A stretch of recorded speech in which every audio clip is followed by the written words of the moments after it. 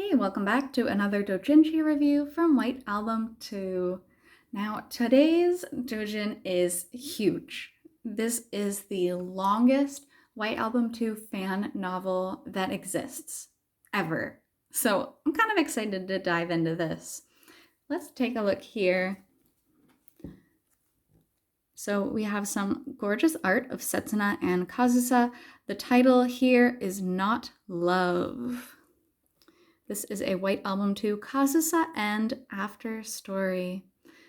And one of the things I have pointed out in other videos, it has the red string of fate between Kazusa and Setsuna. The red string of fate is sort of a Japanese folklore where certain people are kind of tied together with this red string. It means that their souls are tied together. And no matter what happens, they're always going to be kind of linked in that way, which is beautiful. And the interesting thing is, in the art, we don't see where this string ends. So one can assume that it's tied to Haruki as well, but we're not sure. And I think that's beautiful. So basically, this novel also has this sort of little ribbon on it. And the ribbon says, "I can't go back to being your beloved. I can't go back to being the one who loved you, but if only I could be something to you." So we can go ahead and assume that is coming from Setsuna because Haruki and Kazusa are married and together in this novel. Setsuna really just wants to become a part of their relationship again. So yeah, it's beautiful. This, as I said, is huge. I mean, let's look at this. This has how many pages? 423 pages in this novel. So you're going on an adventure if you decide to pick this up. This was actually written by Ushineko. Ushineko does a lot of White Album 2 novels, but this one is the longest by far. And it is illustrated by Nomadic Orchestra. Nomadic Orchestra also has a lot of their own works, which is very cool to see two big fans of White Album 2 kind of collaborate on a big project like this. It's very neat. Now, before I jump into the meat of the book, I do want to point out that this came with a little extra, and I do love my doujinshi extras. So this came with a little bookmark. It has the art from the cover page of Kazusa and Setsuna. This is a bookmark. And if you can see this shimmer, it's covered in this glitter. This is so pretty. It's such a small thing, but any little extra that comes with the doujin, I super appreciate. So we have the Setsuna side, and then we have a Kazusa side, which is equally as shiny. And unlike most doujins, this one you will need a bookmark for. I mean, I think you would need a bookmark unless you go ahead and binge all 400 something pages. But yeah, so that's a cute little extra. I do love that. So, Not Love. Let's go ahead and take a look. You see Ushineko here. Now, one of the funny things that he notes here in his little profile, he says, "I thought this was an anime about a struggling high school band, but now I'm in this swamp of pain." Which I feel like a lot of us experience the same thing. It's so lighthearted, it's so cute at first, and then the further you dig into this story, the more pain it brings you. I mean, it's great, don't get me wrong. I love this series with all my heart, but yeah, the number of times I've cried over it is also a lot. So we have the cover art here again on the first page. And then a little bit of additional art. So those are the two full color pages that were given with this doujinshi. The rest of the art is going to be in black and white. And it's not all art. It's mostly novel with a couple occasional pages which contain art. So this is Not Love, White Album 2, Kazusa, and After Story. And this does not follow all of the canon. Ushineko does mention that this is sort of its own universe. It doesn't follow all of the drama CDs or the interviews or all of the afterwards like that. So luckily, it is broken up into different chapters. Here, there's so many chapters. It's just boggling to me that someone devoted so much time into writing. I mean, this is a full novel. It's beautiful. So while I'm skimming here, I will just go over the basic premise of the story. And that is that Haruki and Kazusa end up married. Well, okay, I should back up to the very beginning. First, Haruki was engaged to Setsuna, and this is going along with the original game. So they get engaged, except Haruki ends up leaving Setsuna for Kazusa. So a lot of tears are shed. It's sort of a betrayal. He ends up going with Kazusa, getting married, and moving to Vienna with her together. So then a few years after they get married, Setsuna wants in on their relationship. Not really in their relationship, but she wants them to be the three again because they hadn't had contact since then. And that's kind of what this here is alluding to. You know, I can't be your lover, you can't be mine, we can't go back to that, but I do want to be something to you. That's kind of the premise of what this book is. And so Setsuna gets in contact with them and wants to perform with them again. So they end up going back to Japan. You can see Chiaki here. They end up talking to all of the old cast of characters, Mari-san and Chiaki and Koharu, and it's beautiful. It's nice because they end up going back to, tie up loose ends, kind of repair the relationships that were kind of damaged along the way.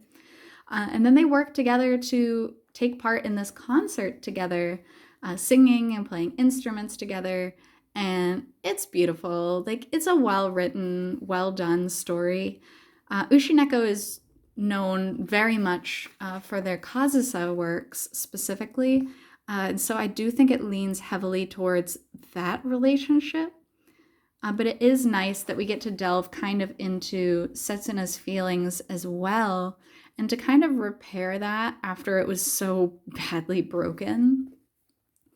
But I think it also brings a sense of peace to Haruki and Kazusa as well, being able to really smooth things over with that relationship, because as with the red string of fate, you can't just block someone out from your relationship. Even though Haruki and Kazusa were doing well, you still kind of need this third part to that relationship. I mean, arguably speaking, but that is the point of this book specifically. Koharu constantly trying to fix things. And it is interesting, Koharu, because Koharu was so pro Setsuna in the actual story of White Album, in the games.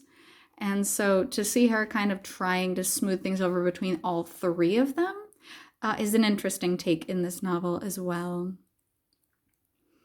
So yeah, it's long. It is a long read, but it is beautifully done.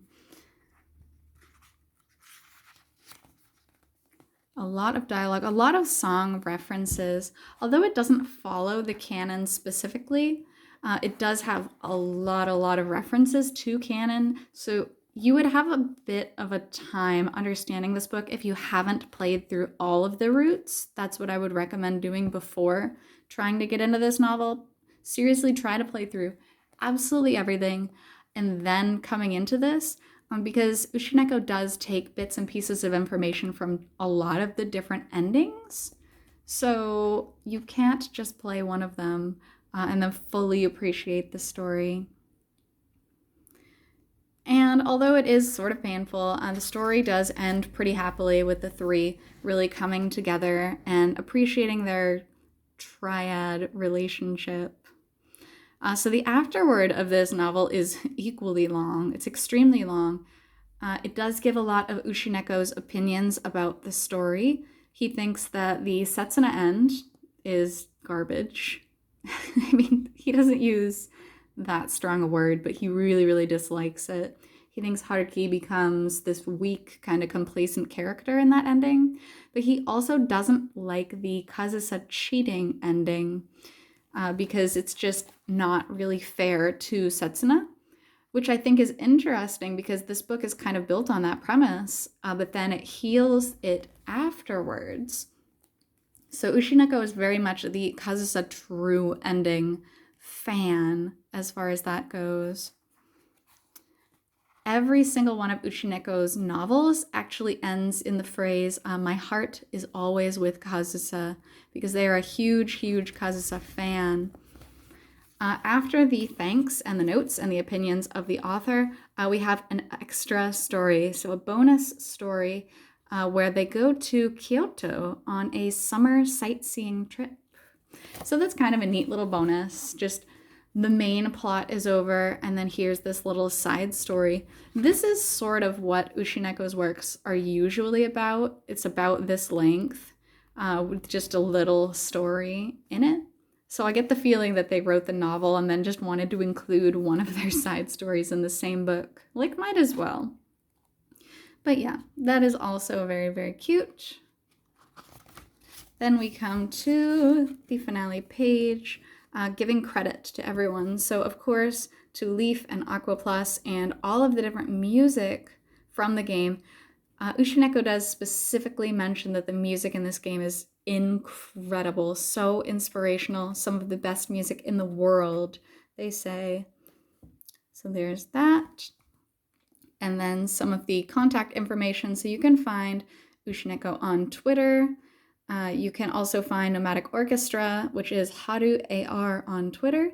They have a Pixiv, they have a Tumblr, which is interesting. Not many Japanese fan artists or writers have Tumblrs, but they do. So this novel was released in 2017, so not that long ago. You can find this book pretty readily available online. I think simply because it is a novel and not a lot of the Western market is after this. But I do recommend adding it to the collection just because, one, it is the biggest White Album novel, which is impressive in itself. But two, it's just a super beautiful story about kind of repairing what was once lost. I think a lot of fan works focus on, oh, Haruki got with Setsuna or Haruki got with Kazusa, but not a lot of it is Haruki got with someone and now we're going to fix the trio. And I think that's beautiful. So with just a brief explanation on the back here of the whole story, one of the brief sentences that they mention, which I think is pretty, is that the trio became two people. So basically when Haruki and Kazusa got together, they became two people. Then they became one person, after the fighting. It could be alluding to Setsuna and Haruki kind of breaking it off there, and then Haruki was alone, he was one. But then they went back in the end to being three people again. So yeah, that's the premise of this book, is just becoming the three of them again. And then we have just the little cheapy versions and a little bit of that shine, a little bit of that glitter. This is a lot larger too than a traditional Japanese fan novel, which is usually about a quarter of this size that can fit in your pocket. This is huge. So yeah, that is about it for Not Love.